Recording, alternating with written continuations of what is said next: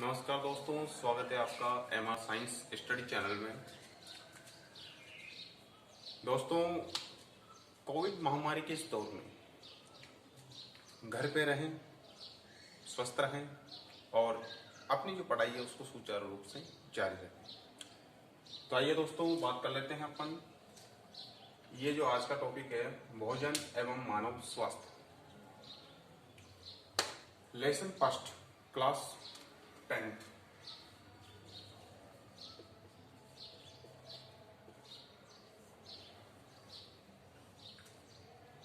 देखिए दोस्तों, भोजन एवं मानव स्वास्थ्य, भोजन जो कि अपन रोज लेते हैं और ये ऊर्जा का सबसे अच्छा स्रोत होता है। तो ऊर्जा प्राप्त करने के लिए ही अपन अपने शरीर में भोजन लेते हैं।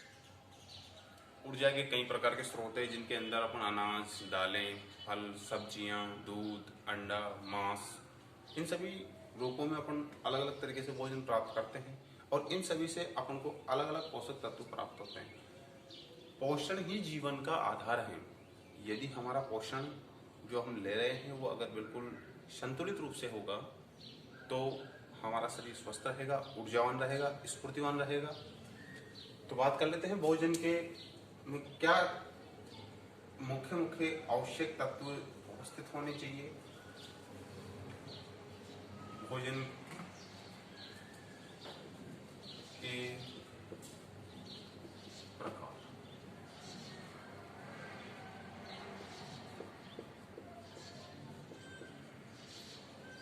संतुलित भोजन,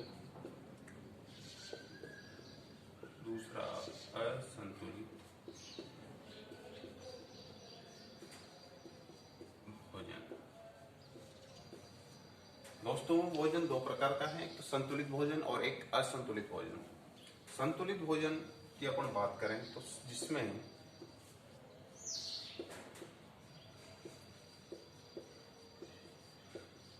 सभी प्रकार के पोषक तत्व उपस्थित हो, जिसमें सभी प्रकार के पोषक तत्व उपस्थित हो, वो भोजन कहलाता है संतुलित प्रकार का भोजन। और असंतुलित इसके ठीक विपरीत, जिसमें पोषक तत्वों की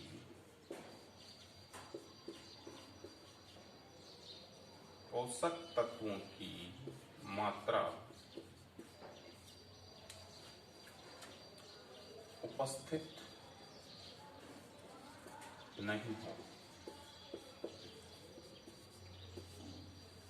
अब वो कौन कौन से भोजन है जिनमें पोषक तत्व, पहले तो अपन को ये जानना बहुत जरूरी है कि पोषक तत्व होते क्या है, पोषक तत्व कौन कौन से हैं। तो आइए पोषक तत्वों की बात कर लेते हैं। हमारे शरीर में जो मुख्य जो पोषक तत्व हैं वो है कार्बोहाइड्रेट, वसा, प्रोटीन, विटामिन, खनिज लवण,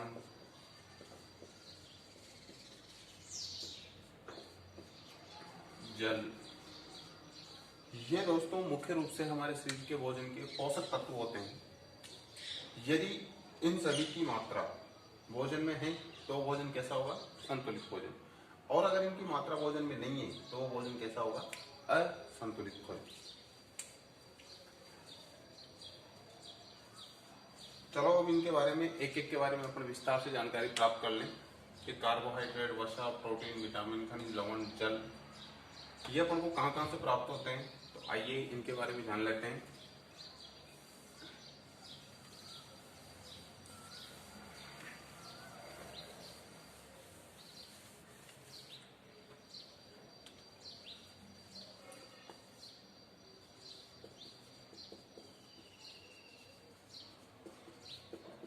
कार्बोहाइड्रेट, यह हमारे भोजन में सर्वाधिक मात्रा में लिए जाने वाला पदार्थ है, जो अनाजों, दालों, फल, सब्जियां, इन सभी में प्रचुर मात्रा में होता है। और अपन भोजन में डेली अनाज के रूप में रोटी तो खाते ही हैं। तो रोटी अपने एक सर्वोत्तम ऊर्जा का स्रोत है, उसके बिना तो काम ही नहीं चलने वाला।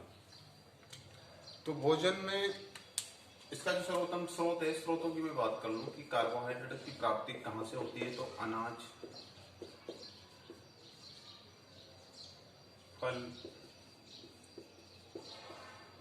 सब्जियां,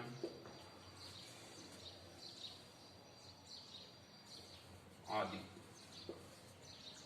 अनाज की अपन बात करें तो अनाज के अंदर गेहूं, जौ, ज्वार, बाजरा, मक्का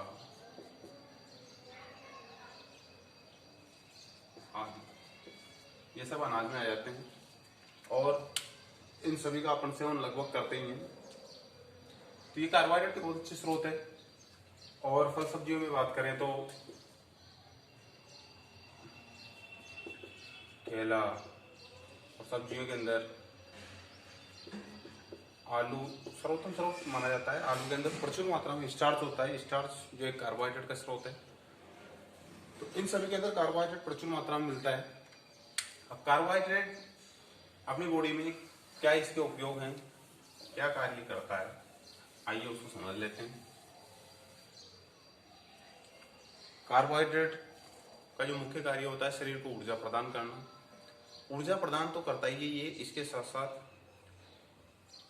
अपने जो शरीर के जो तंत्र हैं, पाचन तंत्र हुआ, उत्सर्जन तंत्र हुआ, इन सभी को सुचारू रूप से गति प्रदान करने के लिए, क्योंकि अगर शरीर में ऊर्जा ही नहीं होगी तो व्यक्ति कैसा हो जाएगा, बिल्कुल ढीला। और अगर व्यक्ति ढीला हो गया तो कुछ कार्य कर नहीं सकता। तो बहुत जरूरी है कि शरीर बिल्कुल एकदम एनर्जीवान होना चाहिए। एनर्जीवान तभी होगा जब अपन इन सब चीज़ों को भोजन के रूप में काम में लेंगे। और ऐसा नहीं है कि इन्हीं को खाते रहे, और भी चीज़ें हैं जैसे आगे आएंगे, वसा है, प्रोटीन है, खनिज लवण है, विटामिन है, इन सब की मात्रा इनके साथ बहुत जरूरी है। ऐसा नहीं कि कार्बोहाइड्रेट लेने से ही काम चल जाएगा पूरी बॉडी में। तो और भी चीज़ें हैं, उनको भी अपन को समय समय पर लेना बहुत जरूरी है। कार्बोहाइड्रेट है, और 1 ग्राम कार्बोहाइड्रेट से 4 कैलोरी ऊर्जा प्राप्त होती है। 1 ग्राम कार्बोहाइड्रेट से 4 कैलोरी ऊर्जा प्राप्त होती है। कितनी? 4 कैलोरी। और इसके बाद में देखो अब आप, यदि इसकी कमी हो जाती है, कार्बोहाइड्रेट की कमी हो जाने से भी रोग भी जन्म ले लेते हैं। तो रोग कौन कौन से हैं? हाइपोग्लाइसीमिया, मैं लिख देता हूं यहाँ, कमी से होने वाले रोग।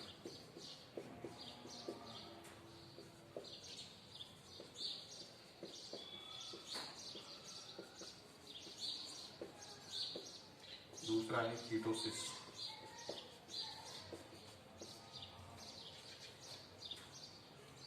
तो हाइपोग्लाइसीमिया होता है, इसके अंदर क्या होता है कि रक्त में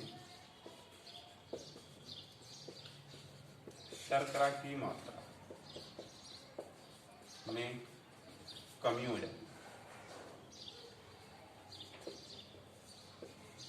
रक्त में कीटोन की मात्रा अधिक।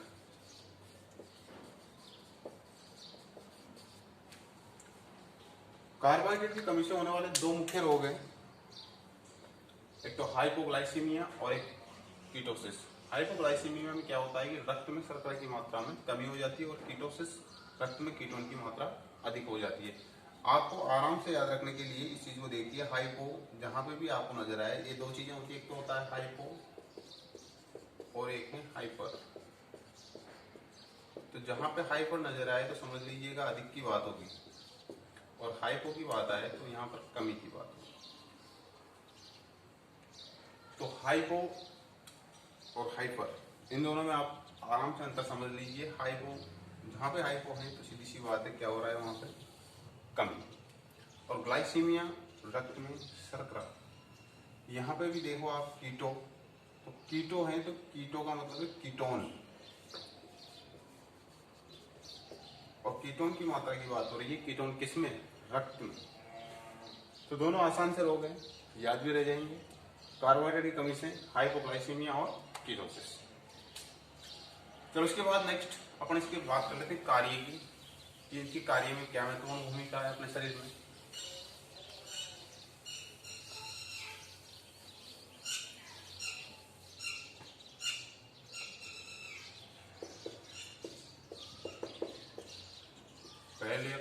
पहला जो कार्य है उस शरीर को ऊर्जा प्रदान करना, ये तो मोस्ट इंपॉर्टेंट कार्य है कि कार्बोहाइड्रेट लेंगे तो शरीर में ऊर्जा प्राप्त होगी। इसके बाद जैसे कि तंत्रिका तंत्र है, इधर मस्तिष्क है, हृदय है, इनकी जो कार्य की उसको सुचारू रूप से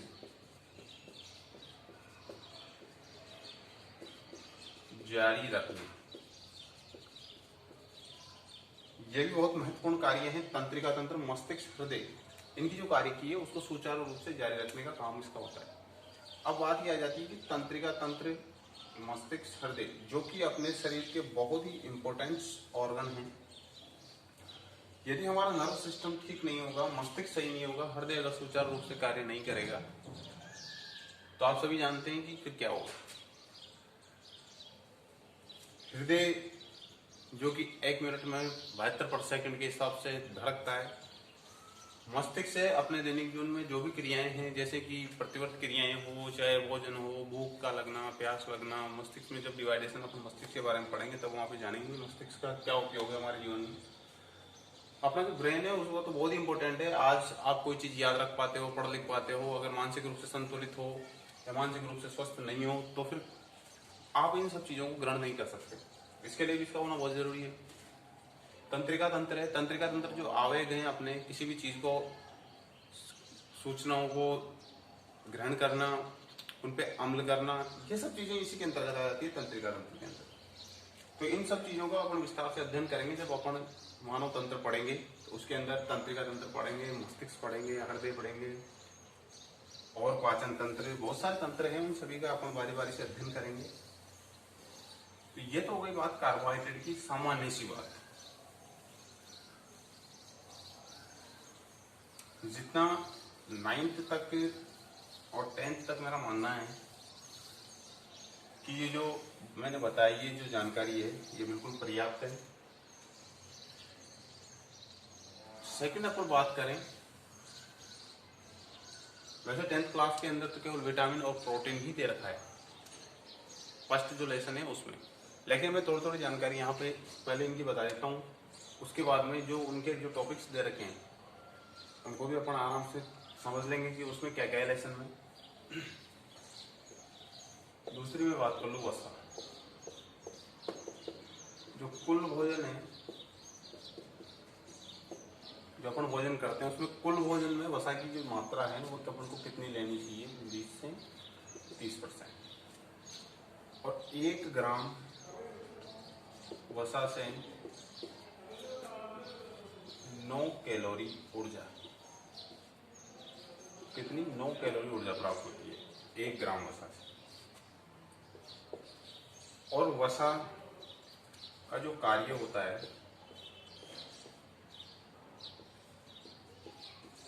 शरीर में चमक शरीर में आएगी, इसका मतलब है त्वचा, ठीक है। यदि इसकी कमी हो जाती है तो कमी होने से त्वचा की चमक खत्म हो जाती है। और बात करें अपन इनके स्रोतों की, तो स्रोत इनके बहुत अच्छे हैं और घरों में अपन काम में भी लेते हैं। घी, तेल, दूध, दही आदि। तो वसा की बात कर रहा था मैं कि कुल भोजन का अपन को कितना परसेंट भाग लेना चाहिए, 20 से 30%। 1 ग्राम वसा में 9 कैलोरी ऊर्जा प्राप्त होती है। ध्यान दीजिएगा, बहुत इंपॉर्टेंट बात है। 1 ग्राम पूछा भी आ चुका है बहुत सी बार कि 1 ग्राम वसा में कितने कैलोरी ऊर्जा प्राप्त होती है, 9 कैलोरी। बहुत सी जगह आपको 9.8 भी लिखा हुआ मिलेगा, कंफ्यूज ना हो, या तो 9 या 9.8 कैलोरी। शरीर में चमक, इसका बहुत विशेष कार्य है। अगर जिससे व्यक्ति के शरीर में अगर वसा की कमी होने लग जाएगी, सीधी सी बात है, उसकी त्वचा रुखी होने लग जाएगी। और अधिकता में भी दिक्कत है, ऐसा नहीं कि कमी में। जब इसकी अधिकता हो जाती है, तो अधिकता होने पर आदमी फूल के मोटा हो जाता है, और मोटा हो जाता है तो दुनिया भर की कई प्रकार की बीमारियां उसके घर करने लग जाती है, क्योंकि वसा को डाइजेस्ट करने में टाइम लगता है। ऐसा नहीं है आसानी से वसा डाइजेस्ट हो जाती है। वसा के अंदर व्यक्ति को हार्ड, अपन माने कठिन मेहनत की बहुत जरूरत होती है। वसा अपन ले रहे हैं अगर अपने भोजन में ज्यादा मात्रा में ले रहे हैं, तो उसके लिए फिर अपन को उतना ही कार्य करना पड़ेगा, तब जाके अपन वसा को डाइजेस्ट कर पाएंगे। अगर वसा का डाइजेस्ट नहीं हुआ तो सीधी सी बात है, शरीर में कोलेस्ट्रॉल की मात्रा कोलेस्ट्रॉल की मात्रा बढ़ जाती है, मोटापा, और इनके बढ़ने के पश्चात रक्तचाप में वृद्धि, रक्त शर्करा में वृद्धि,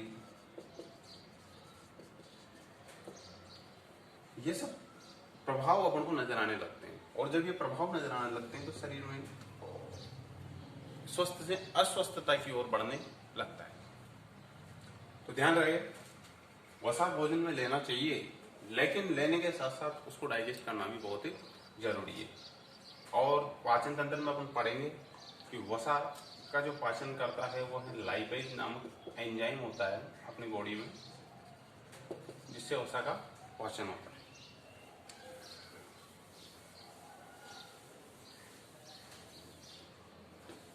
इसके बाद में बात करूं प्रोटीन।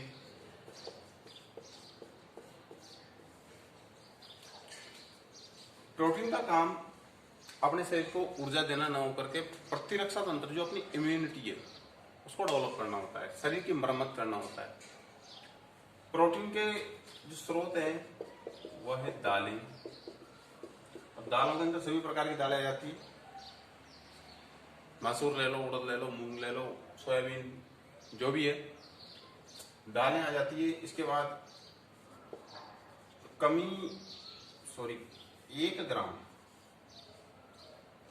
एक ग्राम प्रोटीन से 4 कैलोरी,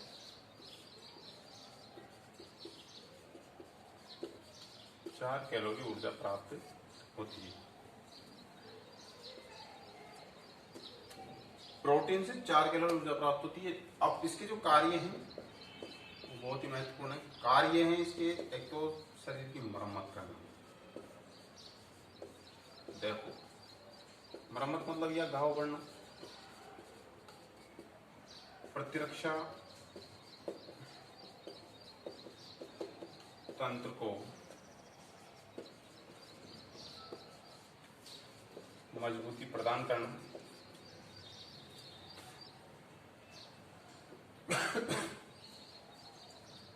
ये अपने प्रोटीन के काम हो जाते हैं।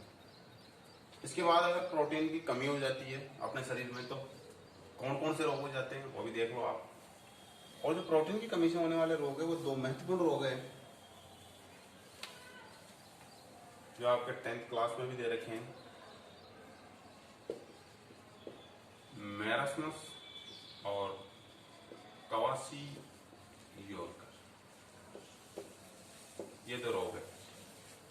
मैरास्मस में दुबला पतला व्यक्ति सूख जाता है,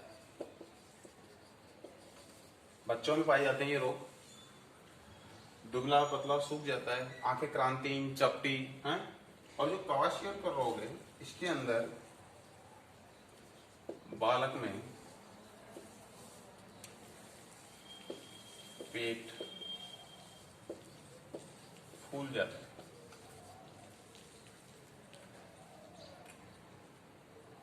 ये बात हो गई प्रोटीन इंपॉर्टेंट रो के, याद रखिएगा। आज के लिए आज की क्लास में इतना ही पर्याप्त है। बाकी बचे खनिज, लवण, जल, इनके बारे में अपन कल सुचारू रूप से अध्ययन करेंगे। तो ठीक है दोस्तों, मिलते हैं आपको अगली क्लास में फिर एक नई ऊर्जा के साथ। और चैनल को लाइक सब्सक्राइब जरूर कीजिएगा, शेयर कीजिएगा, ताकि आपको इस चैनल पर आने वाले न्यू अपडेट्स सबसे पहले मिल सकें। धन्यवाद। जय भारत, जय हिंद।